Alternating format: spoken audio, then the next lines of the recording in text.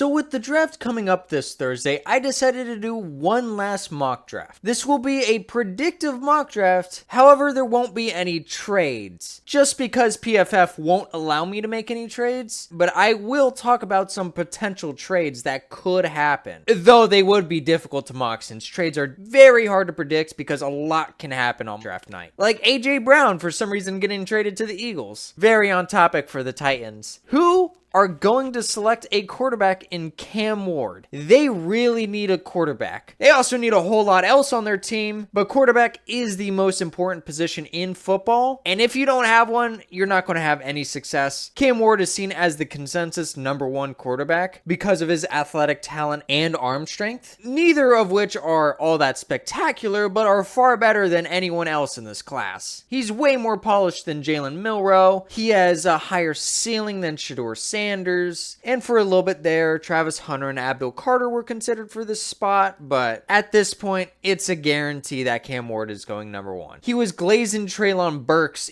in a Fortnite stream. That's how you know he's a Titan. So anyway, on to pick #2. It'll be Travis Hunter, one of the most unique prospects we have ever seen. He is at the top of 2 different positions, and this helps the Browns in 2 different positions. That's if they let him play both positions. For him to play both sides of the field, I think he would need to be a full-time corner, because if he's a full-time receiver and wants to play defense, I don't know how you can part-time corner. I'm not sure how that would work. If you really wanted to, you could, but I just see an easier route of him being a full-time corner and a part-time receiver. The Browns also need a quarterback, but they're not super high on Shedeur Sanders by the looks of things. So if they do grab a quarterback, it'll probably be later in the draft, like a developmental guy like Jalen Milroe or Jackson Dart. That's if they fall out of the first round, because they might not. On to the next pick, it's going to be Abdul Carter. Next best player off the board. It doesn't look like they're super interested in Shedeur Sanders either. They worked out a whole bunch of quarterbacks, but by the looks of things, it's probably not going to be Shedeur at 3. So they're going to take a quarterback later in this draft. Russell Wilson is not your long-term guy. He's a 1 to 2 year bridge quarterback, and he was probably brought in to maybe save Brian Daboll and Joe Schoen's job. The Giants are spending another top 10 pick on a pass rusher. Kayvon Thibodeau hasn't really been that guy. I mean, he's certainly not been terrible, but not what you want to see from a top 10 pick. And Abdul Carter looks great. He's probably going to take Thibodeau's role, and maybe you could cut bait on him or just move him to a different position, and Abdul Carter could become that edge rusher. Even though he is a little bit light, he looks fantastic on tape. Next, another easy pick,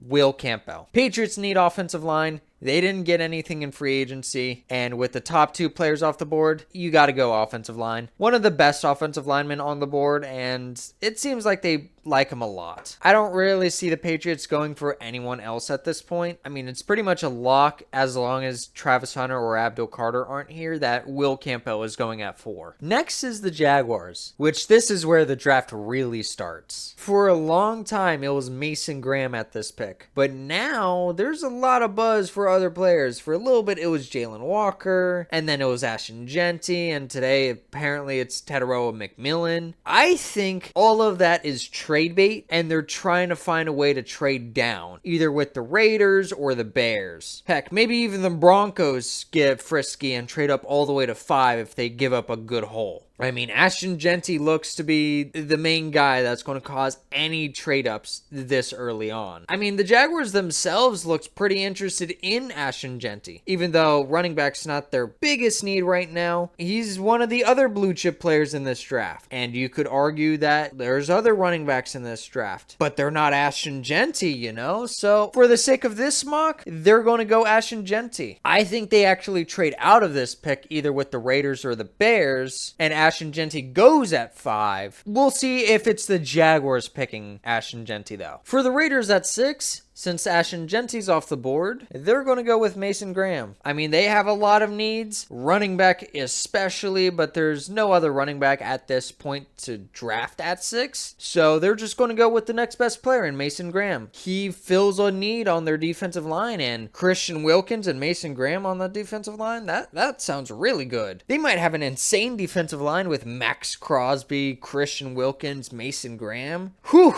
that could be a nasty defensive line. But with the Jets at 7, I think they go with Armand Membu. He feels a perfect need for them. They need help at that right tackle spot. He's a plug-and-play player. One of my favorite offensive linemen in this draft. I think he's a great fit for the Jets. Since they don't really have anything else right now, they might go Tataroa McMillan, maybe Tyler Warren, but I think offensive line is super important and you need to protect Justin Fields. Now the Panthers are on the clock and they're probably going defense. One of the best defensive players at this range is Jalen Walker. They could throw a curveball at us and draft Michael Williams. Could watch that, or they could go Tataroa McMillan, help that wide receiver room. I mean, they could do a lot of things right here, but I think they address defense in the first round and go with Jalen Walker if he's still on the board. Jalen Walker is super athletic. He has versatility on the edge. He's probably not going to be a full-time edge. I think he's going to be a linebacker in the league, but on certain downs, you could have him play at edge and you could move him around the formation, do a lot of things with him. Very exciting player to have on your defense, and I think the Panthers would jump on that opportunity. Now it is the New Orleans Saints. They have a lot of needs on their team. However, they are having a weird situation with Derek Carr, and Shedeur Sanders is on the board right now. So I think if Shedeur Sanders makes it to them at 9, they pick him up. They are not committed to having Derek Carr long term, and Shedeur Sanders might be a plug-and-play starter for them. We'll see how far he goes, but I think they're desperate enough for a quarterback where they're willing to take Shedeur Sanders here. At number 10, it's the Chicago Bears, and personally,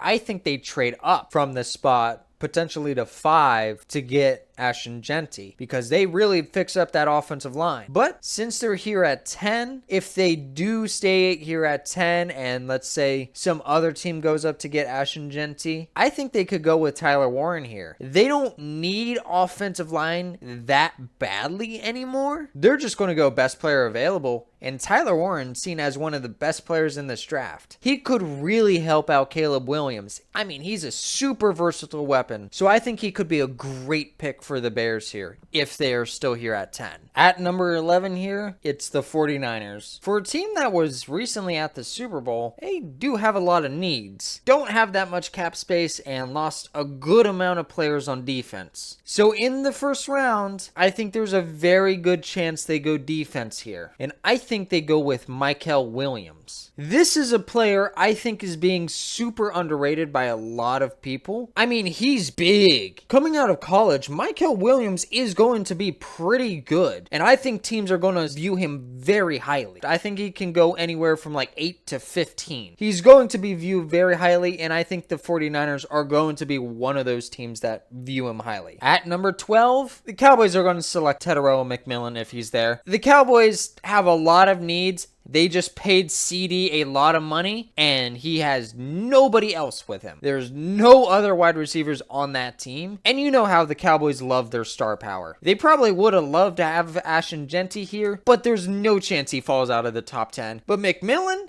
he can go a lot of different places, and CD and McMillan could be a nasty wide receiver duo. I don't think Jerry Jones wants to pass on that, though they do have plenty of other needs, like corner. Will Johnson is still sitting here. I think they go McMillan here. Here at 13, the Dolphins have plenty of needs. They need a lot on their offensive line. They need corner. They need defensive line. They've lost so much secondary help in this offseason, and they're probably going to trade Jalen Ramsey too, so they need help. However, I think they're going to view offensive line as the most important position for them. They need to protect Tua, and Kelvin Banks is one of the best pass protectors in this draft. Could also be Josh Simmons here. Depends how his medicals have checked out. If it wasn't for the injury, he's one of the best tackles in this draft. But Kelvin Banks, I think for them, he would be a perfect fit. Here at 14, Tyler Warren is unfortunately not available for the Colts. He ends up going to the Bears here, and the Colts would love to have him. In fact, they might even draft Colson Loveland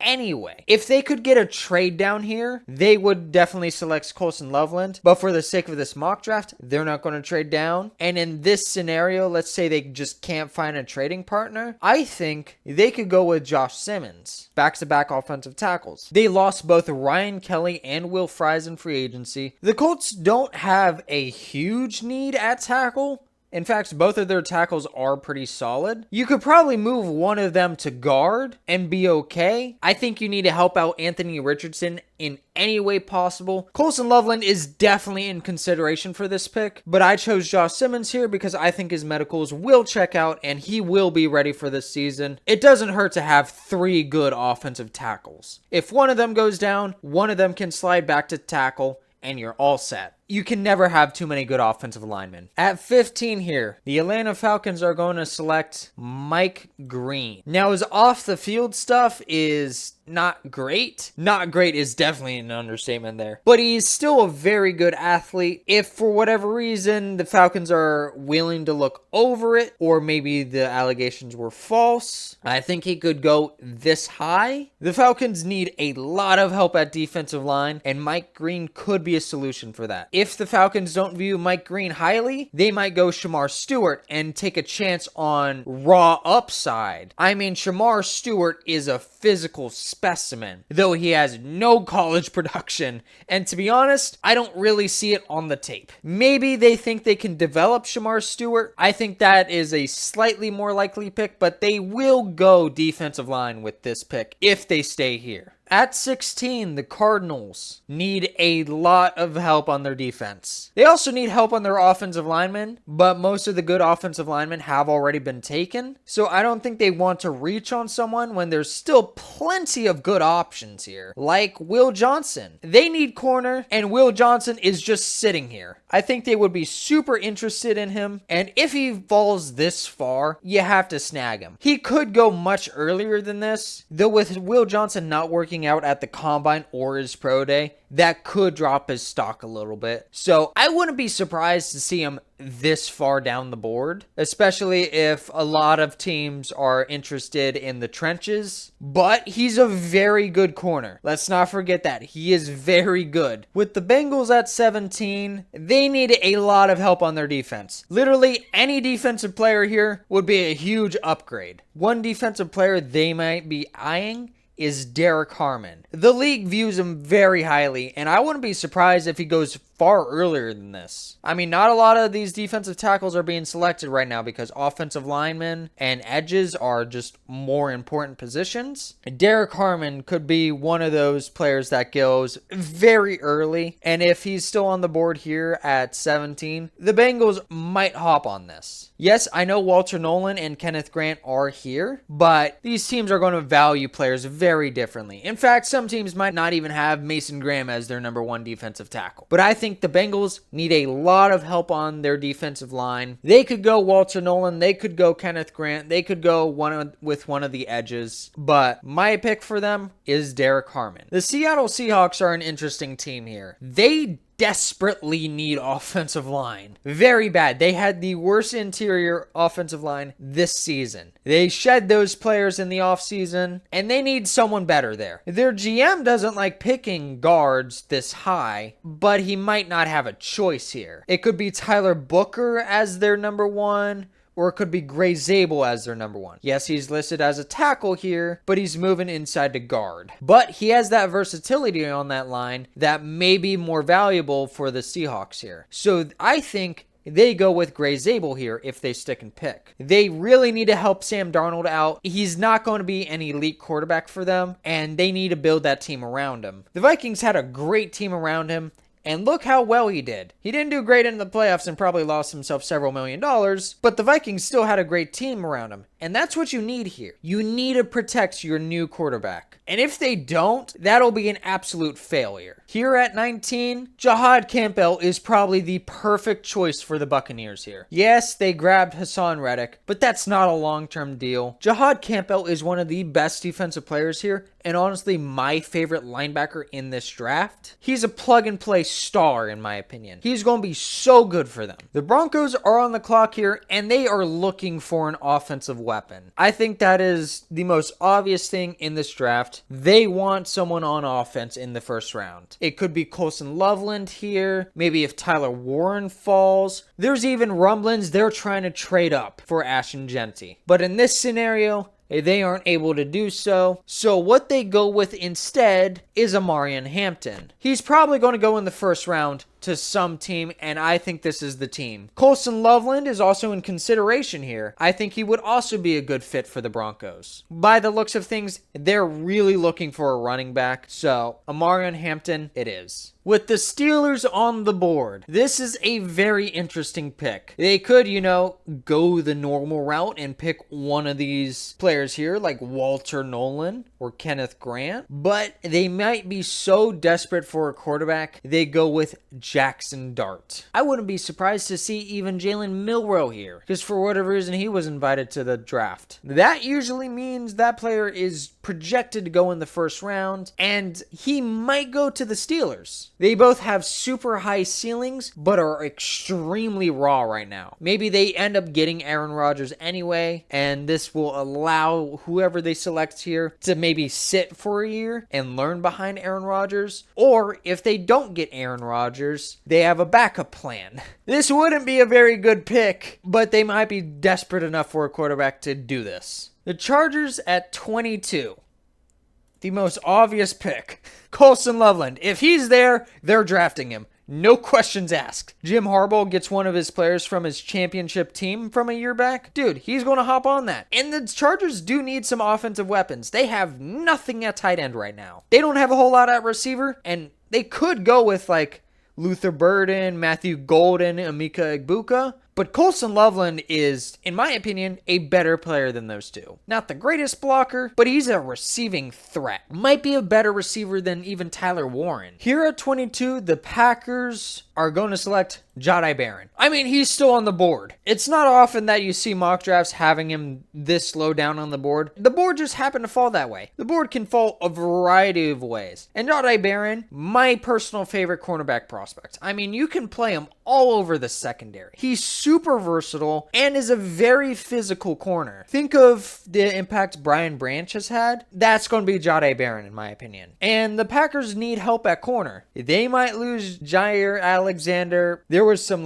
trade rumors with him. I'm not sure anything's going to happen with that, but corner is a big need. They got Nate Hobbs, but I don't think that's enough for them. I'm actually not super high on Nate Hobbs either. So I think Jahdae Barron will be an even better corner than Nate Hobbs. I mean, they could also do a variety of things here too. I think they could also grab another Texas player in Matthew Golden right here. Or if Jahdae Barron isn't available here, they might go with one of the defensive lineman players like Kenneth Grant. Now the Vikings are on the board here at 24. I think this is a trade down spot. I think one of these teams down here are going to want to trade up, like maybe Walter Nolan here or one of the wide receivers. Like Matthew Golden's still on the board, Emeka Egbuka is still on the board, Luther Burden. I don't think anyone trades up for Luther Burden, but maybe Matthew Golden. And the Vikings don't have a lot of picks in this draft. They have one day 2 pick and 2 day 3 picks. They need more picks. I think it's the most obvious trade down situation, but for this mock draft, I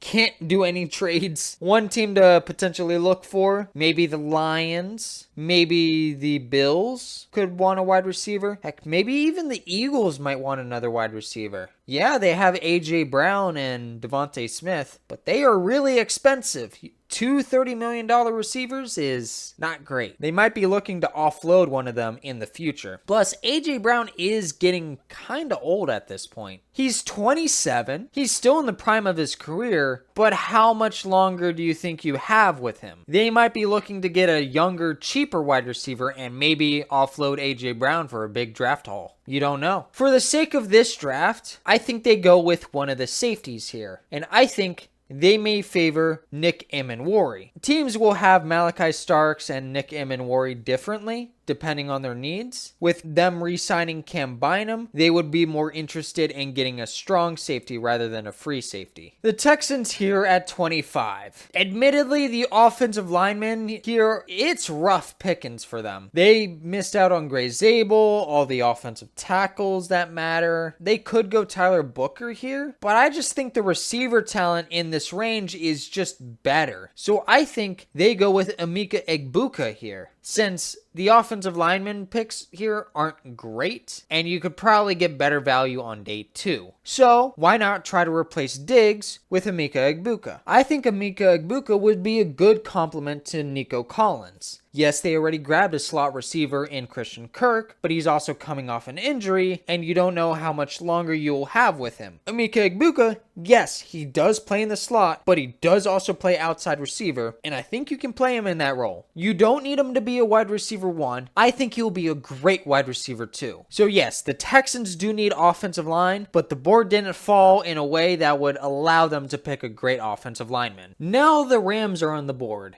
and this is a very interesting pick. The Rams have a good amount of needs on their team. Colson Loveland didn't fall this far, so they're not going to be able to grab him. They might trade up for him, you never know. And they are also a sneaky team to grab a quarterback. I don't think they're going to grab a quarterback here in the first round, but maybe on day 2. But someone is sitting on the board I think would be a great fit for them. Matthew Golden. They lost Cooper Kupp in free agency. Yes, Cooper Kupp is a slot receiver, but you don't really have anything on the outside either other than Puka Nacua. And honestly, Puka Nacua can just play the slot too. So Matthew Golden could be an outside receiver that is a great pairing with Puka. Also, cornerback options, they get a bit interesting in this range. Maybe you get lucky and Jahdae Barron falls a little bit further. I mean, he was there at 23, and they could consider trading up for him if Jahdae Barron was slipping like that. For this scenario, I have them going Matthew Golden. I think it would be a great fit for them. And yes, I know they added Devontae Adams, but Devontae Adams is old. Why not get younger at the position and grab a pretty electric outside receiver, Matthew Golden? The Ravens are another interesting team here. They have needs on defense and offensive line. The offensive linemen here in this range aren't super great unless they're super high on Tyler Booker, but I think it's more likely they go with defense in this range, because there's some good defensive players here. Walter Nolan, Malachi Starks, James Pierce. But since he's still on the board, I think they take the high upside project in Shamar Stewart. I think a team like the Ravens will be able to develop a raw prospect like this. I think they have the coaching staff to do it. I wouldn't be surprised if they end up going Donovan Azaraku or James Pierce instead, though. Now the Lions are on the clock, and they have some interesting options here. 2 really good defensive tackles are still on the board. Donovan Azaraku is here. Malachi Starks is here, though they don't really need safety all that much. James Pierce is here. Nick Scorton is still here. They got some good options here, but I think they stopped the slide of Kenneth Grant here. He's a super athletic nose tackle. I think that will be a great fit for the Lions. I mean, they're going to have some good options in this range, in my opinion. I mean, James Pierce is still here. Donovan Azaraku is still here. Walter Nolan's still on the board somehow. The Lions are going to have some good defensive options here. And in this scenario, they go with Kenneth Grant. Now the Commanders are on the board. This is a team I also feel like could trade down. They don't have that much draft capital. They could get some good value in the early second round if a player is like super high on like Luther Burden, or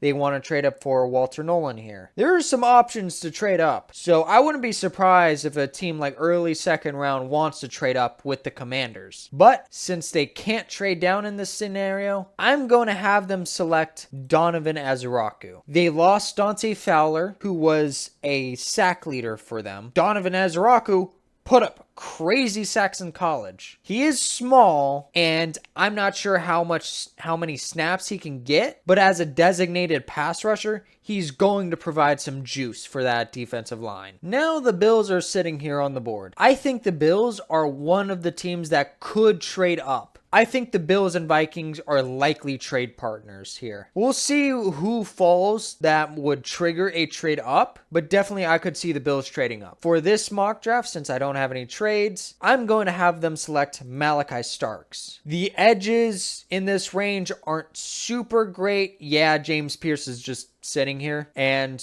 maybe they could consider Nick Scorton, or maybe one of the corners like Trey Amos, Maxwell Harrison. I don't know if Benjamin Morrison is in consideration for them, but they could definitely consider corner here. But Malachi Starks just fell. Like, both safeties fell pretty far. So I think just take best player available and go with Malachi Starks. In fact, the Bills cornerback coach did bring Starks to Georgia, so that's a possible connection if Starks was available here. Heck, they might even trade up for Starks. Who knows? The Chiefs are also a possible trade-up team. They need offensive line, and though none of the good offensive linemen were available here, maybe let's say Josh Simmons falls, or maybe Kelvin Banks falls, Chiefs might want to hop on that and try to get one of them. Because if one of those offensive linemen fall to the Vikings here, the Chiefs would want to get in front of the Texans, because the Texans would select them if either Kelvin Banks or Josh Simmons was available. I don't think they'd trade up if they were selected so early. And there are some offensive line options like Josh Connerly Jr., but not great options. But they could look to address their defensive line and grab Walter Nolan. Walter Nolan is an absolute disruptor. He's an extremely powerful defensive tackle that constantly makes plays in the backfield. I think the Chiefs would love that type of player on their team if he was available here. Just don't reach for a position of need when there's just a great player just sitting there. And now it is the Super Bowl champions, the Eagles. I mean, Walter Nolan literally just went right in front of them, and they would have absolutely picked them if Walter Nolan was available. They are also a possible trade-up team to maybe even get Walter Nolan if he was slipping this far, to not allow this type of scenario to happen. But since it happened, they can't trade up. I'm going to have them select James Pierce Jr. I think he's being underrated right now, and he could go much higher than this. But by the looks of things, teams don't view him super highly. And in my opinion, he will be a steal. He will be one of the biggest steals in this draft. Another potential player is an